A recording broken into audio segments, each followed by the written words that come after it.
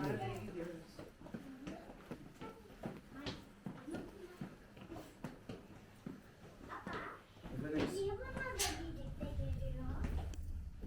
Biz kayboluyoruz mağarada. Ha? Niye mi? Ayılar var mağarada. Ceketini giydireceğim. Olmaya başladı.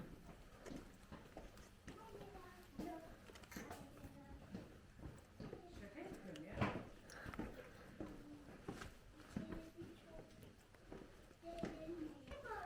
Arkadaşlar mağaranın içerisine girdik. İçerisine girdiğimiz ekosistem çok hassas bir ekosistem. Bizler karstik bir yapının, jeolojik bir yapının içerisine girdik arkadaşlar. Şu an içerisine girdiğiniz Ballıca mağarasının tahmini oluşum yaşı 3,4 milyon yıl. Dile kolay. Mağara içerisinde ortalama bir küp şekeri kadar bir oluşumun meydana gelmesinin 50 ila 75 yılda gerçekleştiği sadece tahmin. İki temel kural vardır karstik yapıları gezerken. Bunlardan biri etraftaki hiçbir oluşuma, doğal yapıya ne yapmayacağız? Elimizi sürmeyeceğiz. Sürdüğümüz an ne oluyor? Doğal yapı hasar görüyor, zarar görüyor. Kirleniyor travertenler. El kirlerimiz o bembeyaz travertenlere geçiyor. Tabii biz bunun örneklerini aynı şeyleri de Pamukkale'de yaşadık arkadaşlar. Yani tamir etme şansımız yok. Çünkü bunlar jeolojik yapılar. Mümkün olduğunca travertenlere, oluşumlara el sürmüyoruz. Onun dışında mağara içerisinde flaş kesinlikle kullanmıyoruz. Telefon flaşı kimyasal tepkimeye neden oluyor. Fotosentez olayı var. Mağara içerisinde çok sayıda yosun türü bakteriler bulunuyor. Ne oluyor? Flaş yosun türü bakterileri uyandırıyor. Bu yosun türü bakteriler zamanla canlanıyor. Ne yapıyor? Mağaranın kimyasal yapısı bozuluyor. Biz buna kimyasal tepkime ve fotosentez diyoruz arkadaşlar. Bu iki temel kurala dikkat ediyoruz bu doğal yapıyı korumak adına.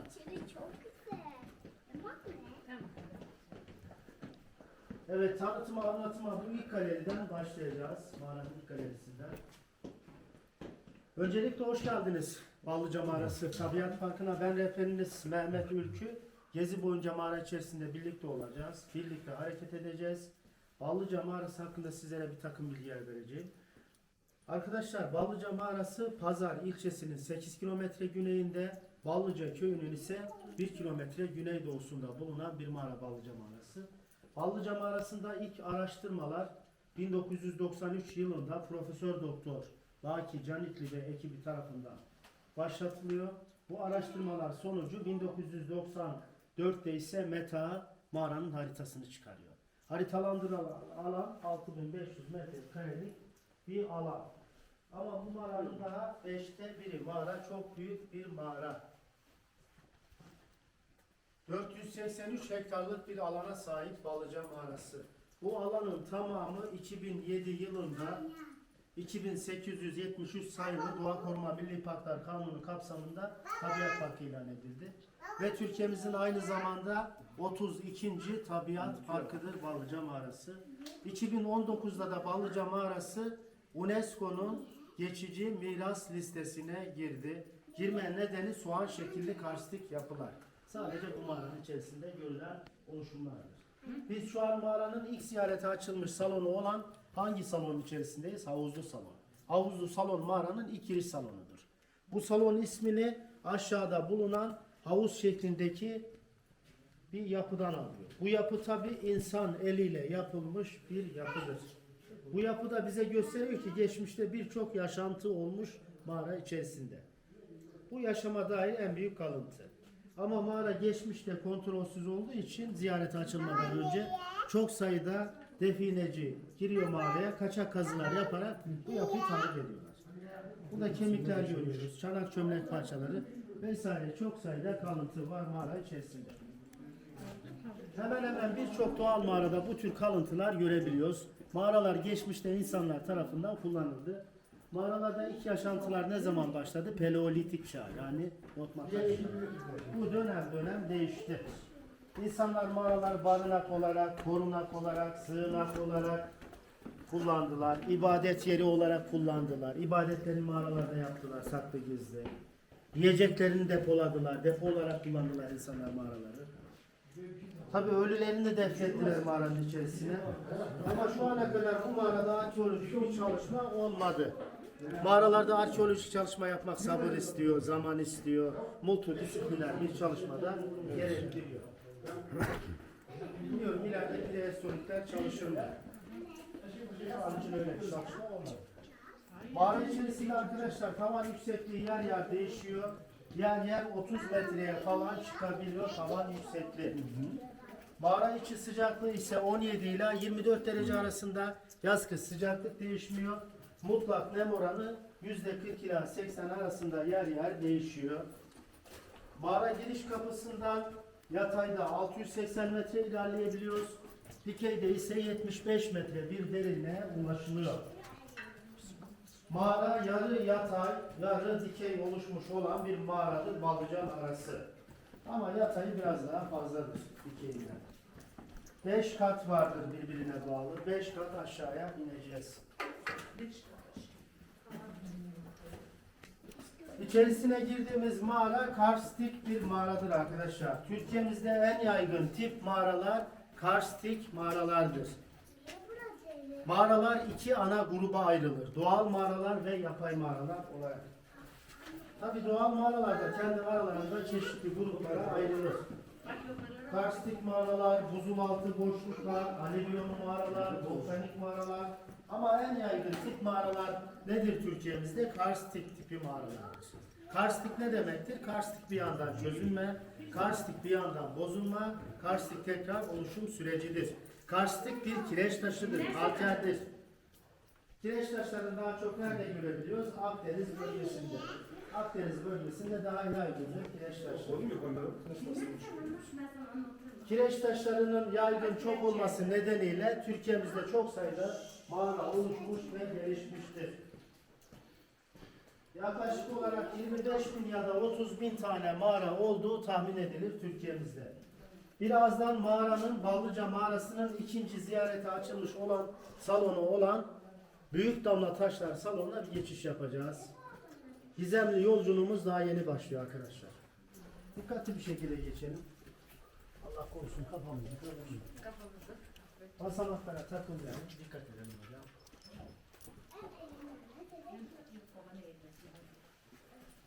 Bakın çok büyük bir galerinin içerisine geçtik. Devasa bir galeri.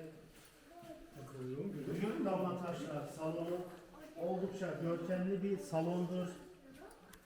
Buraya büyük sütunlar salonu da denilir. Bunlar sarkıtla dikitin birleşmesi sonucu meydana gelen sütunlardır. Tamamı ana kayanın, kireç taşının, kalkerin çözülmesi sonucu oluşur. Mağara oluşumunda 3 tane etken ve faktör vardır. Su, zaman, kireç taşı. Bunların en önemlisi sudur. Su olmadan bir mağara oluşmaz. Bir kaya taşlaşmaz. Su hem çözer hem çökertir. Su ne yapar arkadaşlar? Taşıma görevi üstlenir. Yukarıdan alır, ana kayayı parçalar, un ufak eder, aşağıya sürükler. Bu aşınmaya, taşınmaya, sürüklenmeye de ne denir? Korozyon denir. Kayanın aşınmasına korozyon denir. Ana kaya 3.4 milyon yıldır korozyon halindedir. Burada yürüyüş parkuru ikiye ayrılır. Bu yukarı çıkan parkur kuzeydoğu istikametine ilerler. Bu kuzeydoğu istikametinde 3 tane galeri bulunur. Bunlardan biri şurası çamurlu salon. Çok yoğun bir kil olması nedeniyle oraya çamurlu salon denir. Şu noktada da fosil salon bulunuyor. Fosil salon mağaranın en yaşlı salonudur. İlk oluşan salondur. Fosilleşmiştir. Tüm oluşum evresini tamamlamıştır. Ve 200 metrenin sonunda da yarasalar salonu bulunur. Yarasalar salonuna ise 18 metrelik bir halatla ulaşılır. Sadece araştırmacılar ve jeologlar girer. Halka açık bir galeri değildir. Yarasaların tamamı da o bölgeye çekilmiştir. Geçmişte yarasalar gezi güzergahındaydı. Tabi rahatsız oldu haliyle. Çekilmek zorunda kaldı. Ve o bölge 2007'den sonra Tabiat Parkları Bölge Müdürlüğümüz tarafından kapatılmıştır. Ve yarasalar koruma altına alınmıştır. Yarasalar mutlak korunması gereken faunalardır. Yarasasız bir mağara düşünemiyoruz. Yarasalar bu ekosistemin bir parçasıdır. Çünkü yarasaların mağara ekosistemlerine katkısı oldukça büyüktür. Burada genç oluşumlar görüyoruz. Kraker sarkıtlar, makarna sarkıtlar. Oluşum hala sürüyor. Bu da bize gösteriyor ki mağara hala canlı, aktif. Oluşumunu sürdüren bir mağaradır. Ballıca mağarası. Evet, birazdan ineceğimiz alan çok dik bir alan. 15 metre dikey iniş yapacağız. Tabi aşağı inerken de dikkatli bir şekilde inelim. Korkuluklardan, trabzanlardan yardım alalım. Düşmeyelim Allah korusun. Bu dikkatli inin, tamam mı?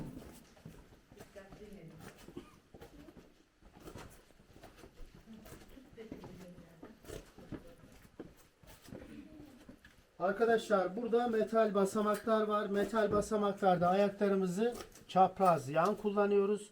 Düz bastığımız an kayabiliyor. Dikkat edelim. Dikkatli ağır adımlarla ilerleyelim. Acele etmeyelim lütfen.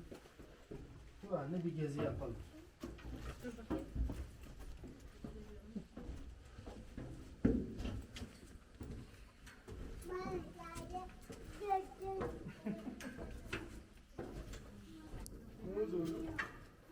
Evet, aşağıya inerken de tabii şu çıkıntılar hemen dikkat çekiyor hocam.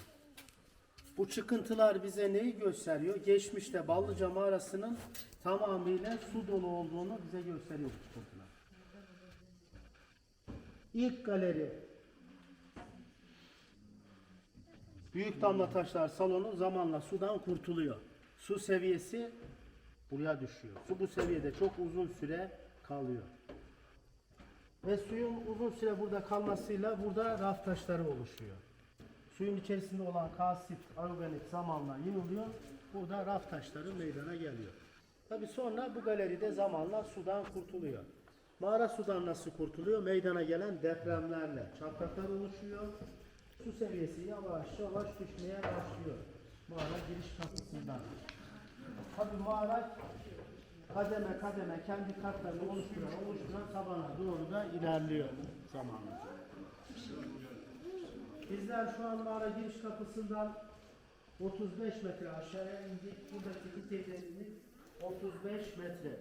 Sıcaklık ise 19 dereceye düşüyor. Mutlak nem %55. Mağara giriş kapısının ise deniz seviyesinden yükseltisi 1085 metredir rakım olarak. Biz şu an çöküntü salonunun içerisindeyiz. Çöküntü salonu.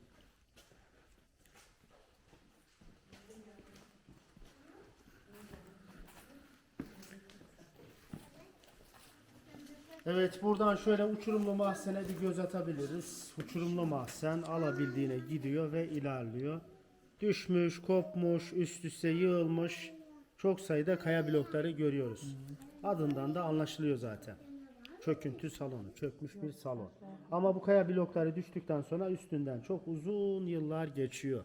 Tekrar üstünde koca koca dikitler meydana geliyor.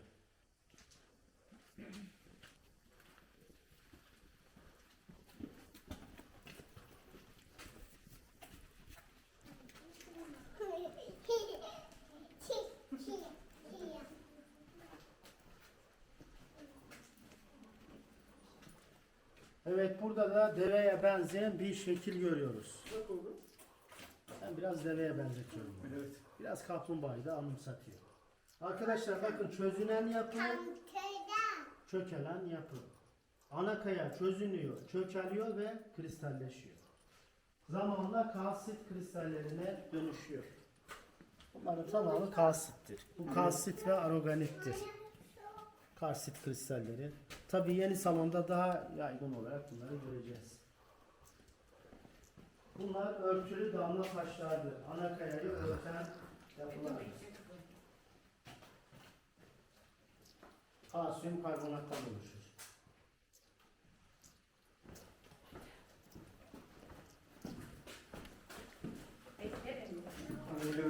Çok dikkat edelim. Başını da yaz.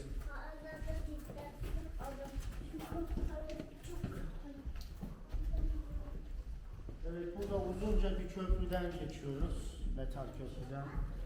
Köprü altında yer yer 50-60 metrelik erime boşlukları bulunuyor. Burada da yine düşmüş, kopmuş çok sayıda kaya bloklarını görebiliyoruz. Aşağılara indikçe tabii karstik şekil biraz daha değişiyor. oluşum çeşitliliği artıyor.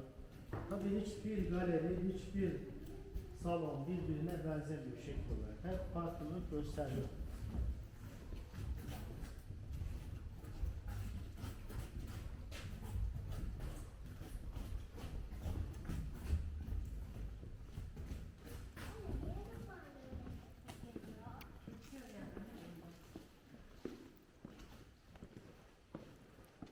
Evet, burada yine yürüyüş parkuru ikiye ayrılıyor. Biz soldan devam edeceğiz. Sağdan ise geri döneceğiz, çıkacağız. Evet, şu an sütunlar salonuna geldik. Sütunlar salonun içerisine girdik. Mağara içerisinde tabii ilerlerken irili, ufaklı damla taş havuzları da görebiliyoruz. Su birikintileri. Bunlar damlama ve sızma yoluyla biriken sular. Çukur olması hasebiyle tabii toplanıyor.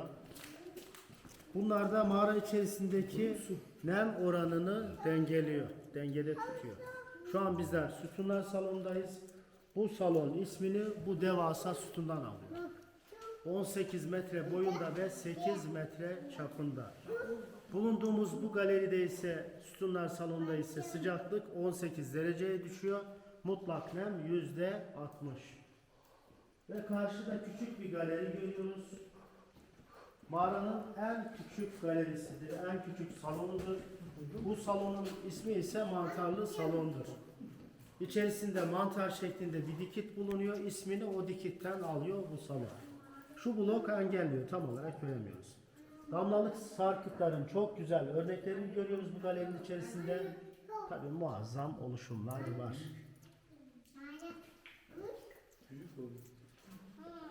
Tekrar dikkatli bir şekilde ilerleyelim. Keskin kaya blokları var. Dikkat edelim. Allah korusun kafamızda vurmayalım. Alçak geçişler var.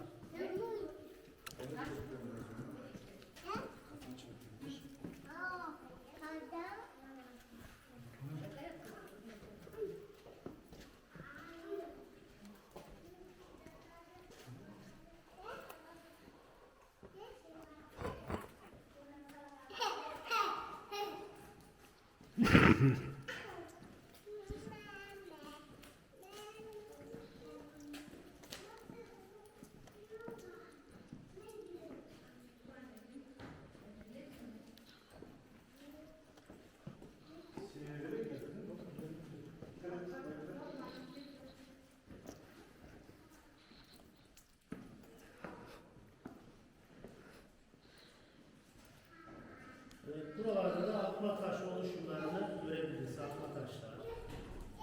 Bunlar daha farklı oluşumlardır.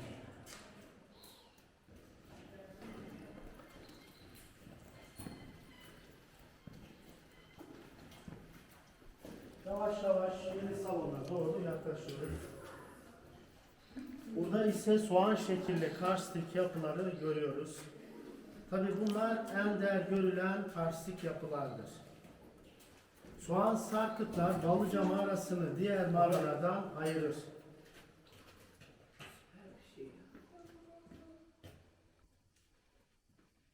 Muazzam oluşumlar. Yaklaştırıyorum fenerimi. Bak.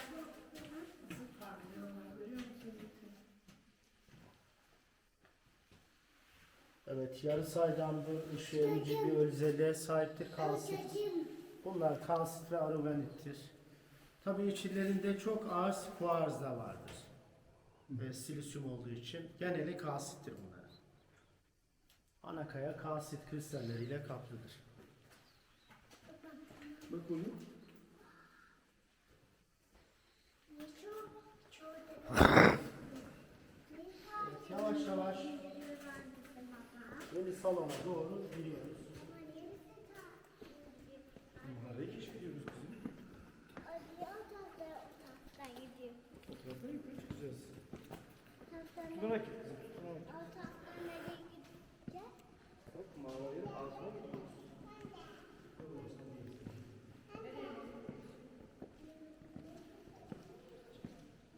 Tehlikeli yok. Zaten midemiz. Küçüksün sen. Evet, şu an yeni salonun içerisine girdik. Yeni salon karstik özellikler bakımından çok ilginçtir. Genelde içerisinde soğan sarkıtlara ev sahipliği yapan bu galeri.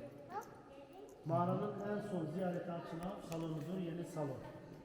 Yeni salondaki dikey derinlik 75 metredir mağara giriş kapısından. Fosil salonu baz alırsa, fosil salon mağara giriş kapısından 19 metre yukarıdadır.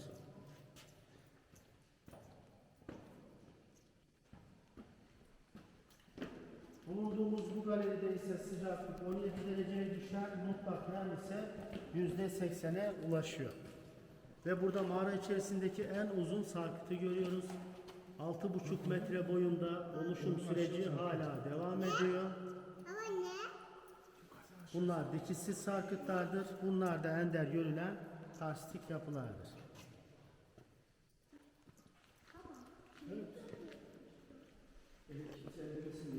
Yatayda 680 metre ilerlemiş olduk mağara giriş kapısından. Burası karstik şaftır, cadı kazanıdır, sifondur. Mağara içerisindeki tüm suların tahliye olduğu yer ve bölgedir. 6. kata ulaşır. 6. katta fiziko-kimyasal aşınma hala devam ediyor.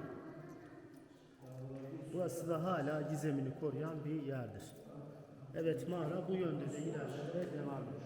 Şu an ziyaretçimiz bu noktaya kadar gelebiliyor hocam.